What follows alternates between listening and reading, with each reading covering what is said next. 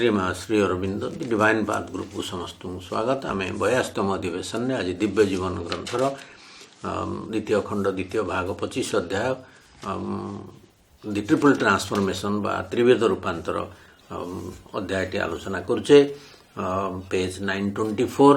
दुईटी पारा आम आलोचना कर सारीचे। ये त्रिविध रूपांतर विषय कथाटी पढ़ी, चैत्य रूपांतर कथाटी प्रसंग में आसी।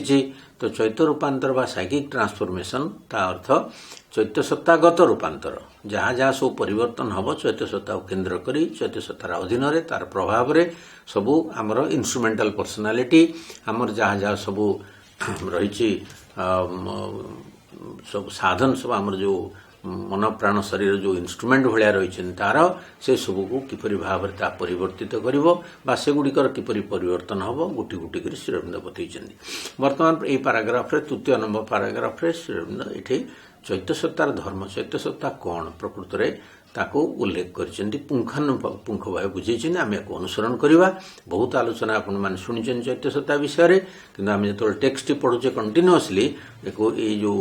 धारावाहिक भाव में आम पढ़ी चलचे द्वारा कनसेप्ट स्ट्रंग हम। ये कहते at the beginning the soul in nature the psychic entity whose unfolding is the first step towards spiritual change is an entirely veiled part of us। ये जो चैत्य आम प्रकृति भितर जो आत्मा रही आम चैत्य सत्ता कहूँ तारी उन्मोचन ही आध्यात्मिक परिवर्तन पर प्रथम सोपान पर कार्य करे। फास्ट हूँ साइकिक चेंज बा साइकिक ओपनिंग। ये आम सत्तार गोटे आवृत अंश भेल्ड पार्ट इन अस आवृत अंश हो रही। Although it is that by which we exist and persist as individual being in nature, प्रकृति भितर व्यक्ति सत्ता हिसाब से आम रहीचु तार सकाशे आम तैयारी होइचु तारी जोगु we exist and persist। it is that by which we exist आ द्वारा ही आम ये तिष्ठि रहीचु। आमर अस्तित्व संभव है चैत्य सत्ता आम बाह्य सत्ता को गठित करमको से तैयारी कर जन्म रु जन्म से ही आगु आगु जाऊँगी सत्ता गोटे गोटे सत्ता गठन करुच्ची एक्सपीरियंस संग्रह करुच्ची आगु आगु जाऊँगी तारी सकाशे आमर अस्तित्व संभव होटा बुझा कथा। तापर छोट छोट कथा गुड़े कहते मन रखा कथा। सत्तार अन्य अंश सबू आमर जो नेचुरल कंस्ट्रक्शन सब अच्छी बा नेचुरल कंपोजिशन अच्छी are not only mutable but perishable. सेगुड़िक केवल जे परिवर्तनशील म्यूटेशन म्यूटेबल परिवर्तनशील ता नुह सेगुड़िक विनाशशील क्षयशील पेरिसेबल। तापर कहते but the psychic entity in us persist and is fundamentally the same always. चैत्य सत्ताटी सेपरी भाव रहे एवं से सबु बेले समान भाव सेपरी रही था परिवर्तन हुए ना। तापर कहते it contains all essential possibilities of our manifestation. आम संभावनार जेते जेते पॉसिबिलिटी रही आम मैनिफेस्टेशन सॉरी अभिव्यक्तिर जेते जेते संभावना रही चैत्य सत्ताटी धारण कर रखता है। आम भविष्य में आम जीवन केमती हम मेन लाइन ऑफ एक्शन को से धरी रखता है। तेणु जेते केमती आम विकसित हो आम सत्ताटी किपरि भाव में विकसित हो उठो ये सबू तत्व गुड़िक से धरी रखता है। तेणु से हूँ असल सत्ता यथार्थ सत्ता आम चैत्य सत्ता but is not constituted by them. से संभावना द्वारा सी तैयारी हो नए सेगुड़िक द्वारा कदापि गठित हो नए। तापर कहते it is not limited by what it manifests not content by the incomplete forms of the manifestation not tarnished by the imperfections and impurities, the defects and deprivation of the surface being। surface being रो जहाँ जहाँ सबू घटना कही गले ता द्वारा it manifest it is not limited by what it manifests। प्रथम कथा होची से जा अभिव्यक्त करी बा अभिव्यक्त भितर को आनिम अभिव्यक्ति भितर को आनिम ता द्वारा से धरा होकर रहनी ता द्वारा सीमित होकर रहनी बा लिमिटेड होकर रहनी एवं तार जो इनकम्प्लीट मैनिफेस्टेशन अच्छी असंपूर्ण अभिव्यक्ति रही सेगुड़िक भितर से आबद्ध होकर रहनी कंटेंट होकर रहनी। आउ सरफेस बीइंग अपूर्णता रही अशुद्धि रही दोष रही विकृति रही कलुष रही ता द्वारा आदौ टार्निस्ट हुए ना बा कलंकित हुए ना। सरफेस बीइंग जहाँ भी असुविधा था आम सरफेस बीइंग 50 प्रकार असुविधा रही द्वारा से अफेक्टेड हुए नहीं कारण से दिव्य सत्ता डिवाइन प्रेजेंस जीवात्मा रिप्रेजेंटेटिविटी रही बाह्य सत्ता द्वारा आदौ प्रभावित हुए कौन बाह्य सत्ता कलुषित कर। तापर कहते it is an ever pure flame of the divinity in things तापर कहले ये हूँ सदा शुद्ध ज्योतिषिखा वस्तु सकल भितर थिबा दिव्यतार सदा पवित्र ज्योतिषिखा रूपे चैत्य सत्ता रही था। ये हूँ ever pure flame of the divinity दिव्यतार गोटे शिखा सदृश रही था। That in things and nothing that comes to it, nothing that enters into our experience can pollute the purity or extinguish the flame. तार शुद्धता को तार अग्निशिखा को केवे से टिके अति माने मैला कर दे पारिबन टिके भी। तेणु जहाँ किसी बाहर आसी बाह्य सत्ता भितर प्रवेश कर टच कर पारिबन बात से अग्निटी को निर्वापित कर दे पारिबो ना। एटा बुझिबा कथा से जो जिनस को संभावना धरी रखी द्वारा गठित हुएनि जो जिनस इनकम्प्लीट मैनिफेस्टेशन भितर काम करुच्ची द्वारा से लिमिटेड होकर रहिबो ना। तेणु सी ताकू कई धारण करी बदल पारे बाह्य सत्तार जेते जेते अपूर्णता रही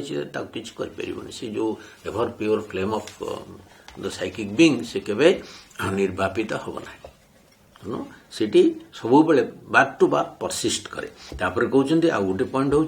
the spiritual stuff is immaculate and luminous and because it is perfectly luminous it is immediately intimately directly aware of the truth of being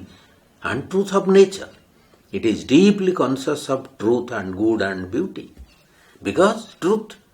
and good and beauty are akin to its own native character, forms of something that is inherent in its own substance. तापरे eighty देखिबा ये बड़ वाक्यटी ताको भांगी भांगी देखिबा ये जो आध्यात्मिक उपादानटी अति immaculate and luminous immaculate and luminous ज्योतिर्मय अति उपादान अति निर्मल एवं ज्योतिर्मय इमैकुलेट अपापविद्ध निर्मल ज्योतिर्मय जेहेतु पूर्ण रूपे ज्योतिर्मय यह सत्तार सत्य एवं प्रकृतिर सत्य विषय सबुबले प्रत्यक्ष भाव बा निबिड़ भाव अभिज्ञ हो रही है जानी था सत्तार सत्य प्रकृतिर सत्य सत्तार सत्य एवं से सबुबले सत्य शिव सुंदर संबंध रे गभीर भाव रे सचेतन हो रही था। ट्रूथ गुड ब्यूटी सत्यम शिवम सुंदर कहीं कारण सत्य शिव सुंदर यार सहज स्वभाव नेटिव कैरेक्टर ता सहित एक सगोत्र संपर्क रही अकिन टू कारण से सबू ट्रूथ गुड ब्यूटी हूँ चैत्य सत्ता मध्य अंतर्गत भाव रही परम तत्वर रूपायन ता भीतर जो परम तत्वटी रही अंतर्गत भाव से गुड़िक रूपायित हो तेणु सत्य शिव सुंदर आकार से प्रकाशित हो ट्रूथ गुड ब्यूटी ये प्रति तार गोटे स्वाभाविक अट्राक्शन रही क्या से सगोत्रीय जिनस गुड़िक ता उपादान से रही सत्यम शिवम सत्य शिव सुंदर जो जिनसटी से सत्य सत्ता जो परम तत्व तैयारी ता भीतर से उपादान रूपे रही तेणु जितेबाला चैत्य सत्ता विकसित हम न्याचुराली से यही सब जिनस को खोज यही सब जिनस प्रति आग्रह प्रकाश कर आपण बाह्य सत्तार जदि यहीपरि जिनस सत्य शिव सुंदर प्रति जदि आकर्षण सृष्टि होची ताहले आपण अनुमान करेंगे जे मो भितर किसी चैत्य प्रभाव कार्यकारी होची मोर बाह्य सत्ताटी साइड को मन जाऊँगी अर्थ there is some psychic touch or awakening or influence यहीपरि जो प्रभावटी को यहीपरि भाव में अनुभव करवा आम रुचि से अनुसार टिके इम्प्रूव्ड हो रेज्ड हो यह सब जिनस प्रति आकर्षित हम मन तापर कहते it is our also of all that contradicts this things जो जिनस सब आर विरोध से विषय से सज्ञान चैत्य सत्ता काले किए